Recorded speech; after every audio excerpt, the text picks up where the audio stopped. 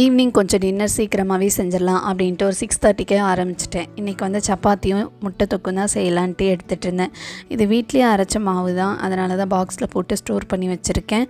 பாப்பாவுக்கு கொஞ்சம் கோல்டாகவே இருந்துச்சு, அதனால் சப்பாத்தி செய்யும்போது ஒரு 4 மிளகு போட்டு இடித்து அதையும் வந்து மாவுலேயே கொட்டி கலந்துக்கிட்டேன்.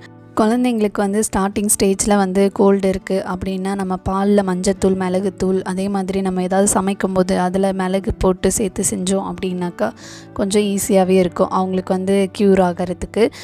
சப்பாத்திக்கும் மாவெல்லாம் பிசைஞ்சு ஒரு ஓரமாக மூடி போட்டு வச்சுட்டேன். முட்டை தொக்கு செஞ்சுட்டு அதுக்கப்புறம் செய்யலாம் அப்படின்றதுக்காக இன்றைக்கி வந்து நான் முட்டை தொக்கு வந்து முட்டையை அவிச்சு தான் செய்கிறேன். பாப்பாவுக்கு கொஞ்சம் சீக்கிரமாகவே டின்னர் கொடுத்துடலாம் அப்படின்றதுக்காக தான் கொஞ்சம் சீக்கிரமாக செய்ய ஆரம்பிச்சிட்டேன்.